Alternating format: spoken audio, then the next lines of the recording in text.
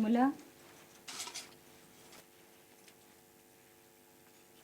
কি রে, সাড়া দিচ্ছিস না কেন? বলো দিদি। আয়, এখানে বস আমার কাছে।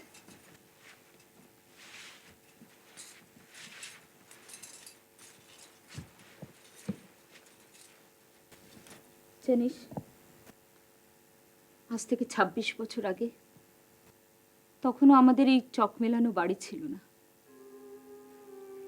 তোর শ্বশুরমশাইকে তো তুই দেখিসনি। তিনি আমাকে ছেলের বউয়ের মতন না, নিজের মেয়ের মতো করে মানুষ করেছিলেন। আমাকে গণিত, ব্যাকরণ, শাস্ত্র, আয়ুর্বেদ, টোটকা সমস্ত কিছু নিজের হাতে শিখিয়েছিলেন। কেন জানিস? কারণ তিনি জানতেন তার ছেলের রাজনীতিতে বিরাট উচ্চাকাঙ্ক্ষা আছে, আর তার জন্য তিনি আমাকে একটু একটু করে তৈরি করছিলেন। লোকটার ভালো মন্দ সবকিছু মিলিয়ে আমি... এসব কথা তুমি আমাকে বলছো কেন দিদি? কেন বলছি? কারণ তোর জন্য সেদিন আমি হেরে গেছি। আমি কোনোদিন হারতে শিখিনি।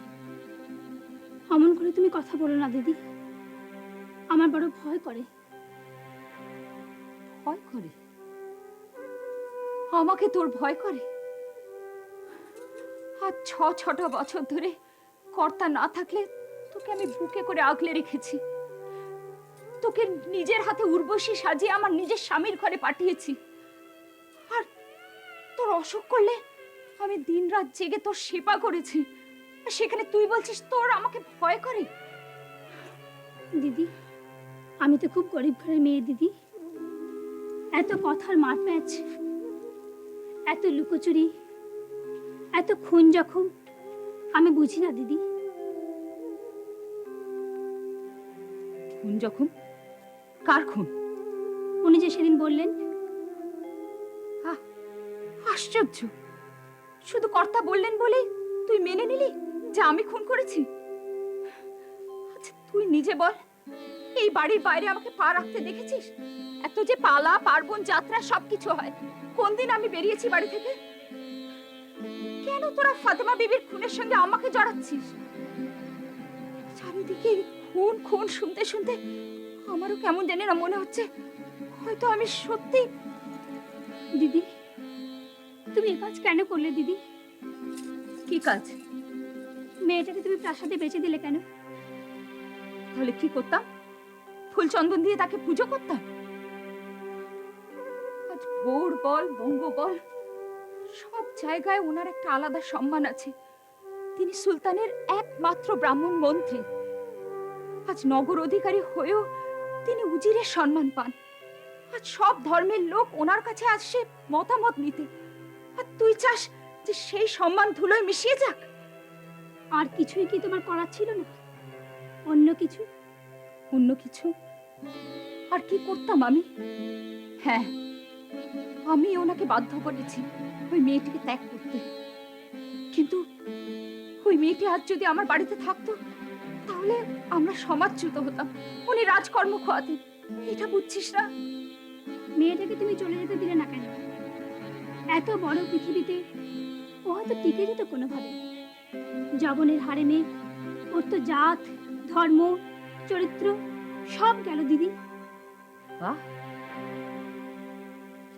সুন্দর গুলি ফুটেছে তো তোর।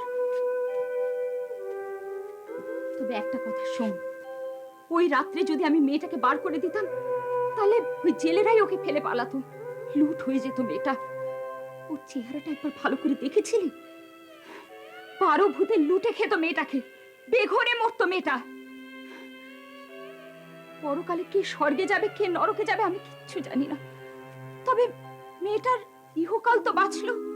ভালোই যদি করলে দিদি, কর্তা এত অশান্তিতে ভুগছেন কেন? তুই কর্তার অশান্তিটা দেখছিস আর আমার অশান্তি দেখছিস না? এই রায়বাড়ির পাটরানী হয়ে আমি কি পেয়েছি, কি পেলাম সারা জীবন? কম কি পেলে দিদি? এমন স্বামী, এমন শ্বশুর বাড়ি। এই পৃথিবীতে আর কেউ না জানুক তুই তো জানিস যে আমাদের সন্তান না হওয়ার পেছনে সম্পূর্ণ দোষ তার। কিন্তু সমাজে যাতে তার মাথা হেট না হয় সেই জন্য সমস্ত লজ্জাকে আমি আমার নিজের বুকে আঁকড়ে রেখেছি। আর কুবরেজ মশাইয়ের মিথ্যে আশায় তিনি বারবার বিয়ে করে চলেছেন, আর আমি চুপ করে মুখ বুজে সবকিছু সহ্য করে গেছি। বাহ, চমৎকার! এত দয়া তোমার প্রাণে, এত করুণা! আমি বাইরে দাঁড়িয়ে দাঁড়িয়ে তোমাদের সব কথা শুনছি। আমার এই হাত একেবারে নিষ্পিস হচ্ছে।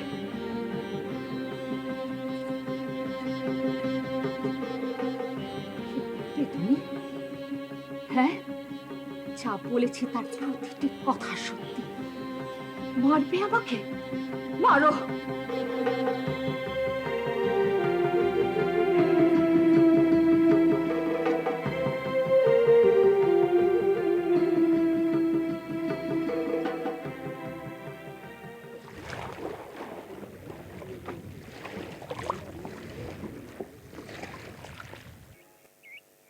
সালাম আলাইকুম। আলাইকুম আসসালাম। জনাব কি ভিন দেশের মানুষ নাকি? না না না, আমি একেবারে পুরো দস্তুর বাঙালি। তবে এই নবদ্বীপের লোক নই, আমার নিবাস গৌড়ে। ইয়া আল্লাহ, সে তো ভারী বড় শহর। সেই শহরের বাসিন্দা আপনি, অথচ গাঁয়ের মধ্যে ঘুরে বেড়াচ্ছেন। সবই নসিবের খেল ভাইজান। আচ্ছা ভাইজান, এখানকার জমিদার বাড়িটা কোন দিকে বলতে পারেন? আগে তার বলতে পারবো না। এই পথ দিয়ে সোজা চলে যান, হ্যাঁ। রাস্তা শেষে দেখবেন ইয়া পিল্লাই বাড়ি। বাহ, চলি চলাম। এখানে আর থেকে কি হবে বাবা?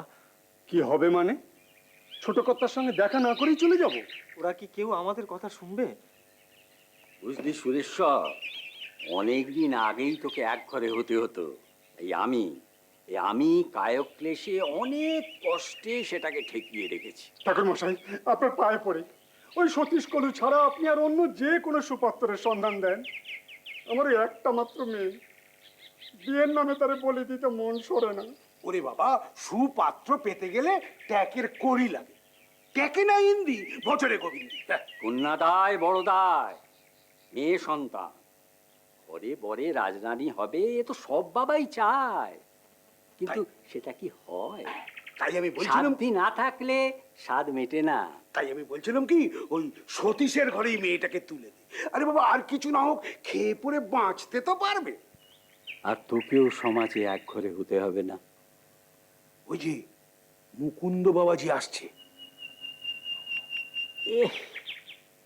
সঙ্গে আবার টুলো গঙ্গা দাস।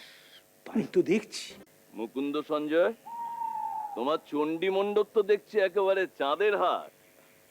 যাদব পণ্ডিত, নদের চাঁদ, সমাজের সব চন্দ্রাহত চন্দ্রপতিরা সমাসীন। হ্যাঁ, ওরা প্রায়ই আসেন। তা ওরা কি ওখানে শাস্ত্রালোচনা করেন নাকি? না না, শাস্ত্রের কথাই বরং ওদের মুখে শোনা যায় না। এই সমাজের নানান সমস্যা, আজ এটা কাল সেটা। আসলে কি জানো মুকুন্দ সঞ্জয়, এই ব্রাহ্মণদের অধঃপতনের জন্য কিন্তু এই ব্রাহ্মণরাই দায়ী। শাস্ত্রপাঠ, ধর্মালোচনা, পরহিত ব্রত এসব থেকে তারা ক্রমশ এখন দূরে সরে গিয়ে নিজেদের স্বার্থ চিন্তায় একবারে মশগুল হয়ে পড়েছে। দেখো, এই পরনিন্দা, পরচর্চা, জাত বেচাদের নানান কুসংস্কার মানুষকে ক্রমশ দুর্বল করে দিয়ে ওই লোভী এক শ্রেণীর স্বার্থপর ব্রাহ্মণ নিজেদের স্বার্থ চিন্তার কাজেই ক্রমশ এগিয়ে চলেছে।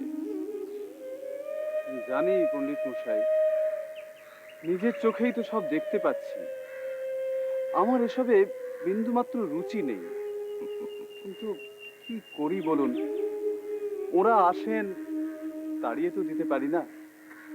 এদিকে চণ্ডী মণ্ডপে পণ্ডিত মশাইরা এসে বসে রয়েছেন, ওদিকে গৌড় থেকে সুলতানের একজন লোক এসেছে আমার কাছে। গৌড় থেকে সুলতানের লোক? হ্যাঁ, সে অতিথিশালায় আমার জন্য অপেক্ষা করছে। আমি আশ্চর্য হচ্ছি, সুলতানের লোক জমিদারের কাছে না গিয়ে আমার কাছে এলো কেন?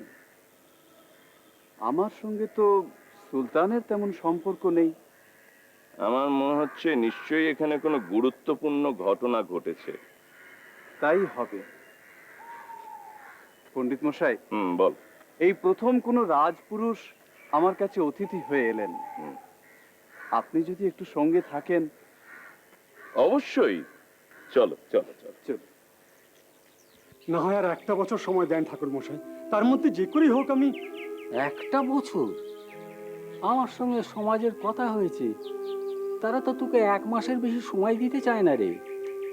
কি উন্মত, তোর বাবু এখন কোথায়? এখনই চলে আসবে। গৌড় থেকে সুলতানের একজন লোক এসেছে, তার সঙ্গে সাক্ষাৎ করেই আসবে। গৌড় থেকে সুলতানের লোক? এবার কি হলো বাবা? বেশ তো ভালোই ছিলাম, এবার কি করতে হলো ভগবান জানে। তা তো বলতে পারি না ঠাকুর মশাই, তবে কর্তা মশাই আসলে তার মুখ থেকেই সব শুনবেন।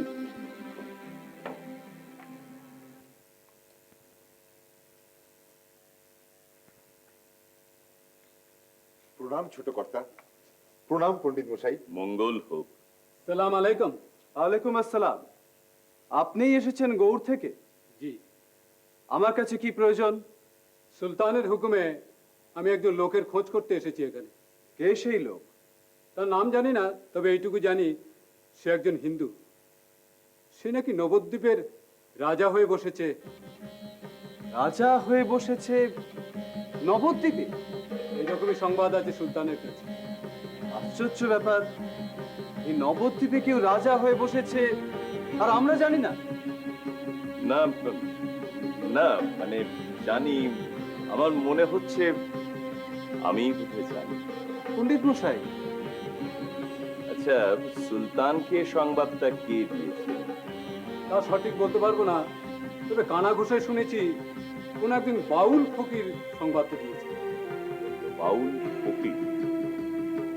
বাউল ফকির আজ যেই হন না কেন, তিনি যে একজন মহা পণ্ডিত সে ব্যাপারে কোনো সন্দেহ নেই।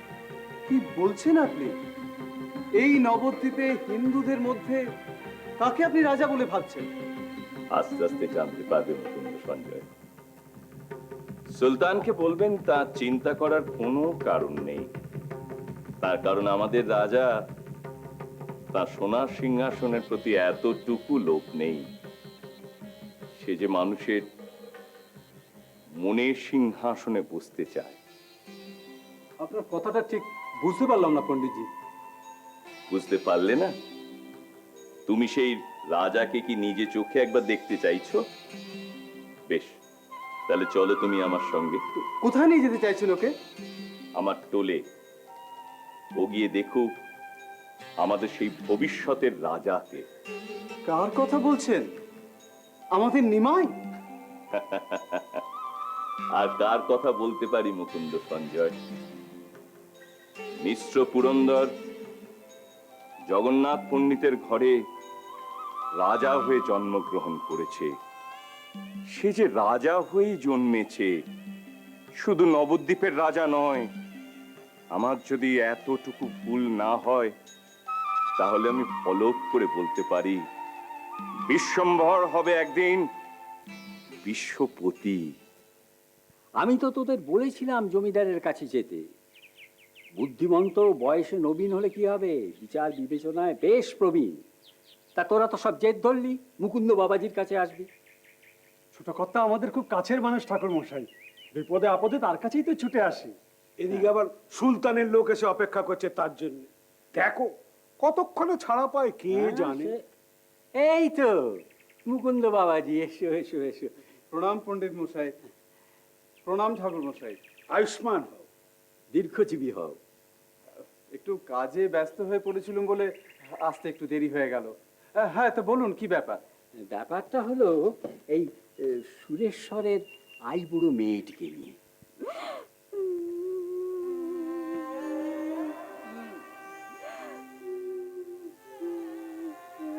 এই মেয়েটা, এই কাঁদছিস কেন? কাঁদছিস কেন? ওঠ।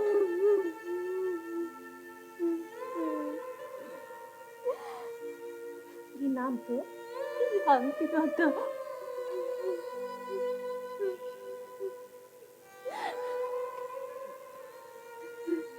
ভারী মিষ্টি নাম তো তোর, যেমন মিষ্টি নাম তেমন মিষ্টি দেখতে। মিষ্টি বলেই তো যত বিপদ ছোট মা। ওই আধবুড়ো শকুন সতীশ কলুর নজর লেগেছে। দোষ তো বাপু তোমাদেরও আছে, মেয়ের যে বয়স বাড়ছে সেদিকে তোমাদের খেয়াল হয়নি। খেয়াল হয়ে কি হবে মা? দুবেলা দুমুঠো অন্ন জোগাড় করতে মিনসেটার হাড় কালি হয়ে যাচ্ছে। সে কি মেয়ের বিয়ের দিকে নজর দিতে পারে? তাই বলে মেয়েটাকে চিরটাকাল আইবুড়ো করেই রেখে দেবে? ঠাকুরের ভরসাতেই তো এতদিন ছিলাম মা। কপাল গুনে যদি একটা চলনসই সম্বন্ধ জুটে যায় তাহলে। জুটেছে তো ওই সতীশকুলো। পুরো বামুন বাচস্পতি ঠাকুর সতীশ কলুর কাছে নির্ঘাত টাকা খেয়েছে। তা না হলে তার হয় শাওকিরি করতে পারে? এসব কথা তুমি আমার কাছে বলেছো, কিন্তু তুমি এসব কথা আর কাউকে বলবে না। হাজার হোক ওরা সমাজের মাথা, ওদের কানে এসব কথা উঠলে। সে কি আমি জানি না মা? তুমি বলেই বললাম। শান্তির বাপ বামুনগুলোকে ধরে করে ছোট কর্তার কাছে নিয়ে এসেছে। হেস্ত নেস্ত যা হবার আজকে একটা হবেই। মোক্ষদা, ও মোক্ষদা।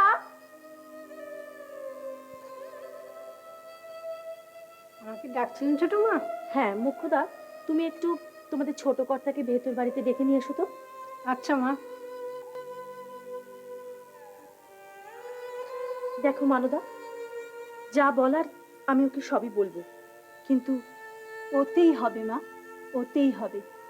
তুমি বললে ছোট কর্তা কখনো না শুনে থাকতে পারেন? আর ছোট কর্তা যদি বেঁকে বসেন তাহলে ওই মরাখিক বামুনগুলোর স্বার্থ কি? আমার মেয়েটাকে বলি দেয়। মেয়ের কথা ভেবে কপাল চাপড়ালে এখন তো আর কোনো লাভ হবে না সুরেশ্বর। আখেরের কথাটা ভাবো। সময়ের কাজ সময় না করলে পরে তো পস্তাতেই হবে। পণ্ডিত মশাইরা তো ঠিক কথাই বলেছেন। তোমার মেয়ের যা বয়স তাতে করে। কিন্তু সতীশের ঘরে আপনি তো সব জানেন ছোট কর্তা। জন্ম মৃত্যু বিয়ে তিন বিধাতা নিয়ে তোমার মেয়ের যদি এই নির্বন্ধই থেকে থাকে তবে তা খণ্ডাবে কি করে? এইটাই হলো আসল কথা। তুই যেমন কপাল করে এসেছিস। আর তাছাড়া সতীশকে ওরা যতটা খারাপ ভাবে, পাত্র হিসেবে ও কিন্তু অতটা খারাপ না নয়। না হ্যাঁ। একেবারে মোটের ওপর ওর যা বিষয় সম্পত্তি আছে, ওই ঘরের মাকে বেশ সুখে স্বাচ্ছন্দ্যেই রাখে। হ্যাঁ হ্যাঁ, তুমি আর অমত করো না সুরেশ্বর। অর্থ করি যা লাগবে সে না হয় আমি দিয়ে দেব। তুমি ওই সতীশের সঙ্গেই। কি রে, তুই এখানে কেন?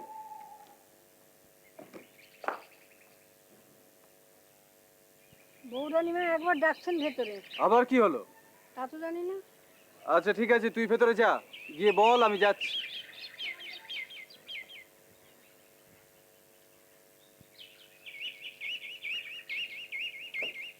হ্যাঁ, যে কথা বলছিলাম, তাহলে ওই কথাই রইল সুরেশ্বর।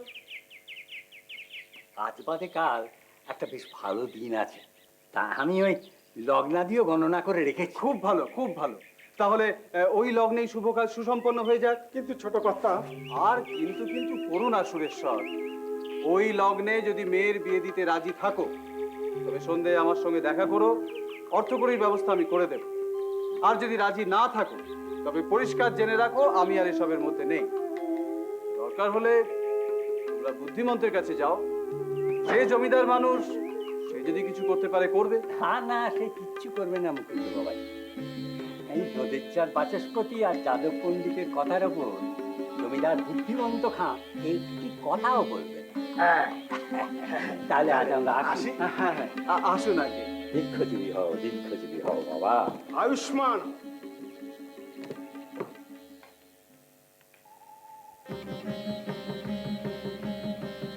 তোমরা এইখানেই একটু অপেক্ষা করো, আমি ফিরে না আসা পর্যন্ত এখান থেকে নড়বে না। মুখ্যদা, তুই ওদের নিয়ে যা, দালানে নিয়ে গিয়ে বসা। ও এলে আমি কথা বলছি। তুমি ছোট কর্তাকে একটু ভালো করে বুঝিয়ে বলো মা। তুমি পায়ে পড়ছো কেন? বলছি তো, ও এলে আমি সব বলবো। তবে দেখো, ও তো ছেলে মানুষটি নন যে আমি যা বলবো ও তাই শুনবেন? শুনবেন না, শুনবেন। তুমি হলে ঘরের লক্ষ্মী, লক্ষ্মীর কথা কখনো নারায়ণ ফেলতে পারেন? চল মা।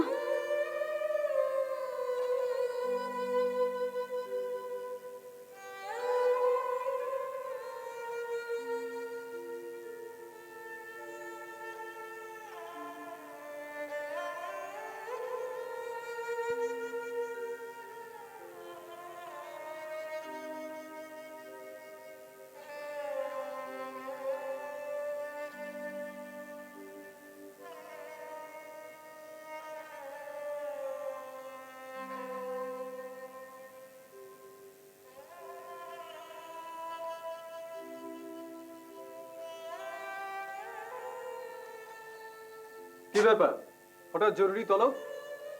বাইরে ওরা কারা?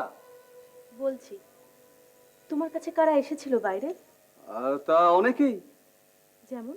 যেমন গৌড় থেকে এসেছিল সুলতান হুসেন শাহের একজন লোক। যা, ঠাট্টা করছো? কি বিপদ, ঠাট্টা করব কেন?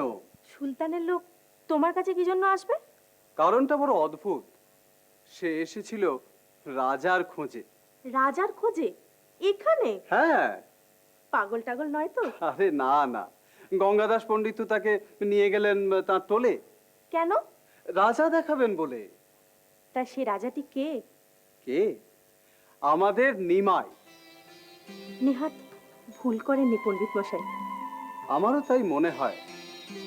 তবে সুলতানের লোকটি ওই নাবালক রাজাকে দেখে এখন কি ভাবছে কে জানে। বেদ অর্থ জ্ঞান, বেদ পাঠের অধিকার, জ্ঞান লাভের অধিকার সকলেরই আছে। শূদ্রের কি বেদ পাঠের অধিকার আছে? নিশ্চয়ই। কনাদ, গৌতম, কপিল মুনিরা সকলেই সেটা স্বীকার করেছে। কিন্তু রামায়ণে আছে রামচন্দ্র সম্মুখকে হত্যা করেছিলেন বেদ পাঠের অপরাধে। ওটা আসল অর্থাৎ প্রাচীন রামায়ণে নেই। শূদ্রেরা যাতে জ্ঞান লাভ করে ব্রাহ্মণদের সমকক্ষ না হয়ে উঠতে পারে, সেই জন্যই পরবর্তীকালে রামায়ণে এই গল্পটি প্রক্ষিপ্ত হয় রাজশক্তির নির্দেশে। ওই যে জ্যোতির্ময় চেহারার ছেলেটিকে দেখছো, মানে যে ছাত্রদের বসে শাস্ত্র পাঠ করাচ্ছে, ওই হলো আমাদের এখানকার রাজা। এ তো বড় ছোট্ট রাজা। তাই মনে হচ্ছে বুঝি? তাহলে এসো আমার সঙ্গে, এসো।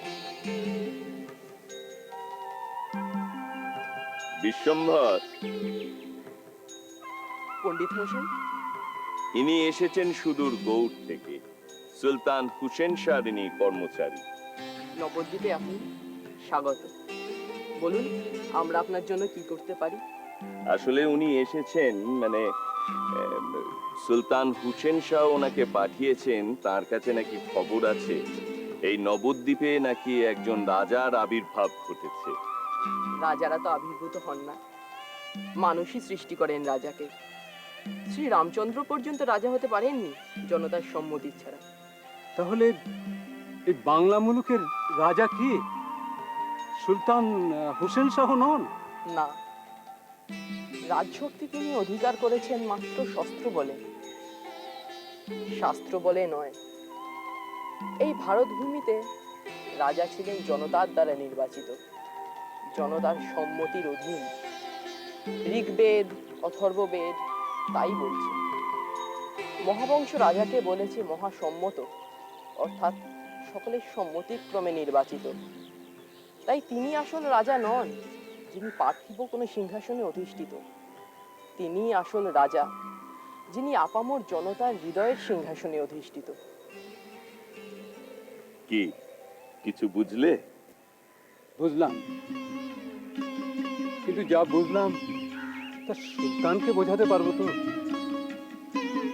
রাজা দেখতে এসেছিলাম, দেখেও গেলাম, সত্যিকারের রাজা, কোনো ভুল নেই। কিন্তু সুলতানকে কি করে বোঝাবো? কি ভাবছিলেন? না, ভাবছিলাম ওই নিমাইয়ের কথা। নিজেকে রাজা বলে ভাবতে ওর কেমন লাগবে। ও ভাবতেই পারবে না, উল্টে ওই লোকটাকেই পাগল বলে ভাববে। যাকে বলো কি ব্যাপার? তুমি বললে না তো বাইরে কারা এসেছিল তোমার সঙ্গে দেখা করতে? ওই তো নদের চাঁদ বাচস্পতি, যাদব পণ্ডিত আর গ্রামের দুটো লোক। কি ব্যাপারে? সুরেশ্বরের মেয়েটা বিবাহযোগ্যা হয়ে উঠেছে, অথচ এখনো তাকে বিয়ে থা দিতে পারেনি। তাই সমাজ একেবারে চেপে ধরেছে ওকে। চেপে ধরলেই তো আর হলো না। গরিব মানুষ, মেয়ে পার করা কি সহজ কথা? কিন্তু সমাজে বাস করতে গেলে সমাজের নিয়ম নীতি তো মেনে চলতেই হবে। তাই বলে অমন মিষ্টি একটা মেয়েকে একটা আধবুড়ো তেজবরের হাতে তুলে দিতে হবে? তুমি কি করে জানলে? সুরেশ্বর এসেছিল তোমার কাছে, আর ওর বউ এসেছিল আমার কাছে, হতভাগিনী মেয়েটাকে সঙ্গে নিয়ে। মানে ওই বাইরে যাদের দেখলাম মোক্ষদার সঙ্গে? হ্যাঁ। সর্বনাশ, একেবারে অন্দরমহলে ঢুকে পড়েছে। কি আর করে বলো, বেটা ছেলেরা তো আর মেয়েদের দুঃখ বোঝে না, তাই ওরা আমার কাছে এসেছিল কাঁদতে। এখন আর কেঁদে কি লাভ? এখন এরা কে পাশে দাঁড়াচ্ছে? আর মেয়েটারও কপাল বড় খারাপ। এরপরে কেউ কি আর ওকে ঘরে নেবে? সমাজ সমাজ আর সমাজ, দেশটাকে উচ্ছন্নে দেবে এই সমাজ। সমাজের মাথা পণ্ডিতেরা হঠাৎ সতীশগুলোর দরদে একেবারে উঠে পড়েছে কেন? তোমার কি মনে হয়? বললে হয়তো তুমি রাগ করবে, তবু বলবো, ওরাই সতীশগুলোর কাছ থেকে মোটা টাকা প্রণামী পেয়েছে। হ্যাঁ, অসম্ভব নয়, তবে কথাটা আর কাউকে বলো না। হ্যাঁ গো, তুমি আমার একটা কথা রাখবে? কোন কথাটা রাখি না?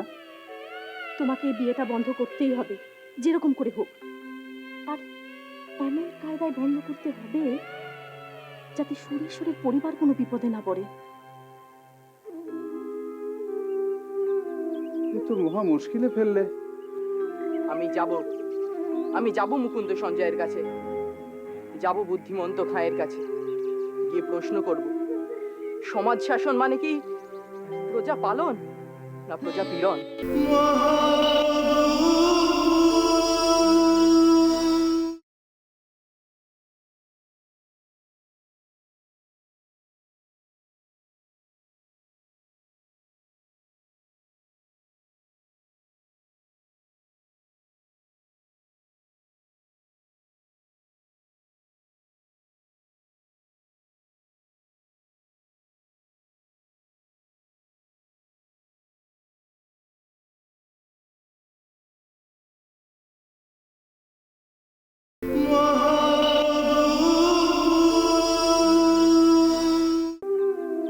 তো মহা মুশকিলে ফেললে। আমি যে এদিকে পণ্ডিতদের কথা দিয়ে ফেললাম যে কাল বাদে পরশুর লগ্নে এই বিয়েটা হবে। বিয়ে হয় হোক, কিন্তু সতীশগুলোর সঙ্গে নয়। তাহলে তোমার কথাও থাকবে আর আমার ইচ্ছেও পুরোবে। কিন্তু এই দুদিনের মধ্যে আমি একটা অন্য পাত্র পাই কোথায়? আচ্ছা, তুমি একটু দাঁড়াও।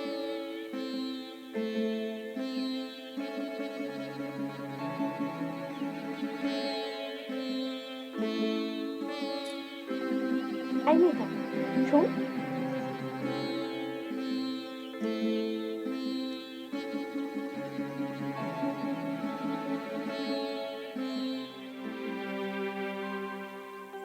এই মেয়েটি? হ্যাঁ, এর নাম শান্তিলতা। এই নিষ্পাপ অসহায় মেয়েটিকে একদল স্বার্থপর লোভী মানুষ বলি দেবে, আর তুমি তুমি দাঁড়িয়ে দাঁড়িয়ে দেখবে? না। শোনো, বাইরে চণ্ডী মণ্ডপে তোমার বাবা আর দাদা অপেক্ষা করছে। তুমি ওদের নিয়ে বাড়ি চলে যাও, আর তোমার মাকেও কান্নাকাটি করতে বারণ করো। আমি সব শুনেছি। ঠাকুরের ইচ্ছে সব ঠিক হয়ে যাবে। থাক থাক, তুমি এখন এসো।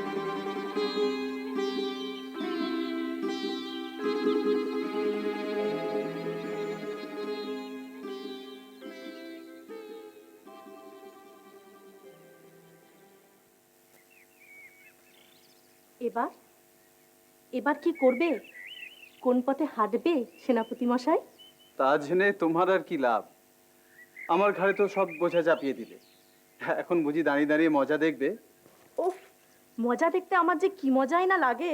শোনো, আমাকে আবার এখনই বেরোতে হবে। কোথায়? জমিদার বুদ্ধিমন্ত খাঁর কাছে। দুদিনের মধ্যে এই অসাধ্য সাধন করতে গেলে ওর সাহায্য ছাড়া উপায় নেই। সবই তো শুনলাম। এখন যা হয় একটা কিছু ব্যবস্থা তো তোমাকেই করতে হবে। স্বয়ং বৌঠান যখন হুকুম করেছেন তখন কিছু না কিছু তো করতেই হবে। আসলে তুমি তো জানো এই নবদ্বীপ হলো বামুন পণ্ডিতদের রাজত্ব, কাজী ওদের খুব বেশি না ঘাটিয়ে কি করে কাজ উদ্ধার করা যায় সেই পথটাই বার করতে হবে। আমাকে ডেকে পাঠিয়েছো বুদ্ধিমন্ত? হ্যাঁ দেওয়ান কাকা, ওই বকেয়া খাজনার হিসেবটা কি হয়ে গেছে? হয়েই গেছে বলতে পারো, যেটুকু বাকি আছে আজকের মধ্যেই হয়ে যাবে। বেশ, ওটা হয়ে গেলে আমি একবার মুলুকপতির সঙ্গে দেখা করব। এই বকেয়া খাজনার ব্যাপারে সুলতান হোসেন শাহ খুব কড়া লোক। অসুবিধে খুব একটা হবে না, আদায় তাসিল নেহাত এবারে খুব একটা মন্দ নয়। তবে এইমাত্র একটা সমস্যায় পড়ে গেছি। আমাদের মুকুন্দ বাবাজির ব্যাপার বুঝি? না না দেওয়ান কাকা, ব্যাপারটা ঠিক আমার নয়। আবার তোমার নয় সে কথাটাও বলতে পারো না। আসলে ব্যাপারটা হচ্ছে আমাদের প্রজা ওই কলু পাড়ার সতীশ কলু, আপনি চেনেন নিশ্চয়ই। বিলক্ষণ বিলক্ষণ, আমি এই রামকমল ভট্টাচার্য, 30 বছর তোমাদের জমিদারির মধ্যে আছি, আমি চিনি না কাকে? বেশ, তবে শুনুন, ব্যাপারটা হচ্ছে এই তো, ও সুরেশ্বর, তোমার কি বলার আছে ছোট দাদাকে বলো। সুরেশ্বর হঠাৎ কি মনে করে? আমার সর্বনাশ হয়ে যাচ্ছে ঠাকুর, আমাকে বাঁচাও। সর্বনাশ কেন? কি হয়েছে? ওই সতীশ কলু আমার মেয়েকে জোর করে বিয়ে করতে চাইছে। সতীশ কলু? তার নিজেরই তো অনেক ছেলে মেয়ে আছে। হ্যাঁ গো ছোট দাদা। আর তাছাড়া তোমার মেয়ে তো... সে আর বলছি কেন, ওর মেয়ে তো সতীশ কলুর ছেলে মেয়ের চেয়ে অনেক ছোট গো। তার হঠাৎ এই সাধের কারণ? তবে আর বলছি কি ছোট দাদা, ওই তেজারতির কারবার করে গরিব দুঃখীদের কাছ থেকে সুদ নিয়ে অনেক কড়ি বানিয়েছে, এখন যা ইচ্ছে তাই করেছে। যা ইচ্ছে তাই করছে মানে? সমাজে মানুষ নেই নাকি? ওই সমাজপতিরা তো ওর দিকে। সমাজপতিরা ওর দিকে মানে? তারা বলেছেন এই বিয়ে হতে পারে? শুধু বলেছেন নয় ছোট দাদা, বলেছে এ বিয়ে দিতে হবে। দিতে হবে কেন? জুলুম নাকি? নদের চাপ বাচস্পতি, উনি বলেছেন আমার মেয়ের বিয়ে না দিলে পরে আমাকে সমাজে পতিত হতে হবে। ওরা তো ছোট দাদা ওকে ধরে নিয়ে মুকুন্দ সঞ্জয়ের কাছে পর্যন্ত গেছিল। মুকুন্দ সঞ্জয় কি বললেন? উনি তো প্রথমে আমার মেয়েকে অভয় দিয়ে বললেন, তোর কোনো চিন্তা নেই মা, তোর সমস্ত দায় আমি নিলাম। তারপরে বামুন পণ্ডিতদের চাপে পড়ে বোধহয় মত পাল্টেছেন। মত পাল্টেছেন? হ্যাঁ হ্যাঁ, আমার আমার মনে হয় মত পাল্টাতে বাধ্য হয়েছেন। হ্যাঁ, উনি তো এই বিয়ের সপক্ষে। সবই তো শুনলাম। এবারে আপনি একটু ভেবে বলুন কিভাবে কি করা যায় যাতে সাপও মরে লাঠিও না ভাঙে। কিচ্ছু চিন্তা করো না, তোমার সব ঠিক হয়ে যাবে। দেওয়ান কাকা, আমি কিন্তু ওদের কথা দিয়েছি পরশুর লগ্নেই বিয়ের কাজ সম্পন্ন হবে। তুমি যখন কথা দিয়েছো তখন হবেই। ব্যাস, দেওয়ান কাকা যখন বলছেন হবে তখন হবে। আমি সতীশকে ডেকে পাঠাচ্ছি, ওই কাঁটা দিয়ে আমি কাঁটা তুলবো। বেশ, আমি তাহলে সুরেশ্বরকেও বলি বিয়ের যোগাযন্ত্র শুরু করতে। নিঃসন্দেহে। কিন্তু ও যদি জানতে চায় যে পাত্রটি কে, তখন? এখন কিচ্ছু বলার দরকার নেই, বুঝলে? যখন বিয়ের আসরে যাবে তখন জানতে পারবে যে পাত্রটি কে। মোট কথা, মেয়েটি যেন জলে না পড়ে দেওয়ান কাকা, বড় মিষ্টি মেয়ে। ঠাকুর ঠাকুর আমাকে বাঁচাও, ঠাকুর ঠাকুর আমাকে বাঁচাও, এই বিয়ে বন্ধ করো ঠাকুর। এই বিয়ে বন্ধ না করলে আমি বিয়ের আগে আত্মঘাতী হবো ঠাকুর, আত্মঘাতী হবো। এরকম ভাবে ভেঙে পড়লে চলবে না সুরেশ্বর, অন্যায়ের বিরুদ্ধে রুখে দাঁড়াতে হবে। আমি যাব মুকুন্দ সঞ্জয়ের কাছে, যাব বুদ্ধিমন্ত খাঁয়ের কাছে, গিয়ে প্রশ্ন করব সমাজ শাসন মানে কি প্রজা পালন না প্রজা পীড়ন। নায়েব কাকা। নমস্কার বাবা, তা কোথায় চলেছো? জমিদার বুদ্ধিমন্তের কাছে। উনি আমাকে আপন ভাইয়ের মতো স্নেহ করেন, তাই ছোট ভাই হয়ে ওনার কাছে একটা খুব জরুরি প্রশ্ন ছিল। উনি বাড়িতে আছেন? তা আছেন। তা তোমাকে খুব চঞ্চল বলে মনে হচ্ছে, কি হয়েছে? আমি মুকুন্দ দাদার কাছেও গিয়েছিলাম, দেখা পেলাম না। তাকেও আমার ওই একই প্রশ্ন করতে হবে। তা তুমি খুব উত্তেজিত বলে মনে হচ্ছে, তা আমাকে কিছু বলা যায়? আচ্ছা নায়েব কাকা, জমিদার তো রাজারই প্রতিনিধি, তাই নয় কি? হ্যাঁ, প্রতিনিধি। আদায় হোক না হোক, রাজার কোষাগারে জমিদার খাজনা পাঠাতে বাধ্য। রাজার হয়ে খাজনা আদায়ই কি শুধু জমিদারের কাজ? রাজার হয়ে প্রজাপালন তার কর্তব্য নয়? হ্যাঁ, নিশ্চয়ই কর্তব্য। বুদ্ধিমন্ত তো সে কর্তব্য পালন করে। তাহলে তার জমিদারিতে ব্রাহ্মণ পণ্ডিতরা যা খুশি তাই বিধান দেন কোন সাহসে? কে কি বিধান দিয়েছে বাবা, যাতে তুমি এমন অসন্তুষ্ট? আপনি সুরেশ্বরকে চেনেন? ও সুরেশ্বর, ওর ওই মেয়ে শান্তিলতা না কি যেন তার নাম, তার ওই বিয়ের ব্যাপারে বলছো তো? আপনি জানেন ব্যাপারটা? তুমি জানো আর আমি জানবো না? জেনে কি ব্যবস্থা করেছেন? দেখো বাবা, জমিদারি চালানোই বলো আর রাজত্ব চালানোই বলো, ওটা একটু কূটকৌশলের ব্যাপার। ওর দায়িত্ব তুমি আমাদের উপরই ছেড়ে দাও। ছেড়ে দেবো? হ্যাঁ, ছেড়ে দাও, তুমি নিশ্চিন্তে থাকো, বুঝলে? এসো বাবা। পায়ে লাগলো কি করে? আর বলো না ভাই, ভার সাজ দিকে সত্যি সত্যি এমন কাণ্ডটা বাঁধলো। কোথায় লাগলো? আর কোথায়, তোমার গুরুর বাড়িতে। রাত একটু গভীর হতে যেই বেড়া টপকেছি, পা গিয়ে পড়লো একেবারে ভরা খোলের উপরে। পা কেটেছে নাকি? না, কাটেনি, তবে ফুলে গিয়ে বড্ড টাটাচ্ছে। ও তা ভাই, তোমার সত্যি নামটা কি বলো তো? ডাকাতেরা কি সত্যিকারের নাম বলে? বেশ, বলতে না চাইলে বলো না। তা তোমার কাজকর্ম এখানে সব মিটলো তো? হ্যাঁ, সবই মিটেছে। ওই গঙ্গা দাসের সঙ্গে দেখা করতে পারলেই আমাদের ষোলকলা পূর্ণ। সে কি, তুমি যে বললে তার সাথে তোমার দেখা হয়ে গেছে? হয়েছে, তবে ওই দেখা হলেই তো সবকিছু বলা যাচ্ছে না। মানে আমার নাম, যেহেতু আগমন, এই সমস্ত কিছু চাপা রাখার কথা ছিল। তাই আবার তার সঙ্গে একবার দেখা করতে। আরে সে দেখা তাই হলো বলে। তবে তোমাদের মেঘাই সর্দার যে কি ছকে গুটি সাজাচ্ছে, সেটাই আমি এখনো বুঝতে পারছি না। তা ভাই, তুমি হঠাৎ এমন গৌড়ের চোর সাজতে গেলে কেন? আরে ভাই, আমাদের সর্দারের মাথায় সবসময় শয়তানি বুদ্ধিতে ছাতা। সর্দার বলেছিলেন, তাছাড়া এখানে এসে দেখলাম গৌড়ের নামের কি মহিমা। ধরো সাধারণ একজন পুরোহিত কিংবা সাধারণ একজন নাগরিক হিসেবে আসলে আমি কি ওই সমস্ত বড় বড় জমিদারদের ঘরে ঢুকতে পারতাম? তা ঠিক, গৌড়ের নাম বলতেই সবাই একেবারে বাড়ির দরজা অব্দি এগিয়ে এলো। আর তাতেই আমার কার্য সিদ্ধি। কিরকম? এই ধরো, জগন্নাথের ছেলে বিশ্বম্বরকে ওরা কি চোখে দেখে? বড় বড় জমিদারদের ঘরের অন্দরমহলটা ঠিক কি রকম? তাদের মেয়েরা কত সোনা দানা পরে, এই সমস্ত নজর রাখাও আমার একটা কাজ ছিল। কি ভাই, তোমরা কি নবদ্বীপের ডাকাতি করতে আসবে নাকি? আরে ভাই, ডাকাতের ধর্মই তো এটা। আর ধরো, তোমাদের জমিদার তোমাদের যে এত খাতির যত্ন করছে, পূজা পালন করছে, কাল যে তোমাদের উপর অত্যাচার করবে না তার কি মানে আছে? আর অত্যাচার করলে তখন কোথায় পালাবে তোমরা? কে বাঁচাবে তোমাদের? গৌড়ের সুলতান। আর তার কানে খবর পৌঁছতে পৌঁছতে এদিকে তো সব শেষ। ভগবান না করুন, তখন হয়তো আমাদেরই সন্ধান পড়বে। আর তখন এই নজরদারিটাও ঠিক সময় কাজে লেগে যাবে। এসো মা, এসো এসো, মঙ্গল হোক। আহ্নিক সেরে বসা গেল, এখন কত নিশ্চিন্ত হতে পারলাম বলো তো। এবার একটু জলযোগটাও সেরে নিন তো। তুমি ভারী লক্ষ্মী মেয়ে। আসলে আচার্য আমাকে হঠাৎ একটা গোপন তলব পাঠালেন। বাড়ি থেকে যে খাওয়া দাওয়া সেরে বেরোবো, সে আর সময় পেলাম না। তলব? আচ্ছা, তলব মানে কি? ও মা, তোমাকে তলব শব্দটার মানে বলা হয়নি না?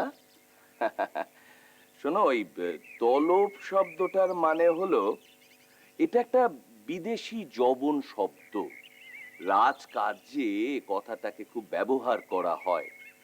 তলব মানে কি? তলব মানে ডাকা হয় আর কি। এই যে আচার্য আমাকে তলব পাঠালেন, তার মানে আমাকে ডেকে পাঠালেন।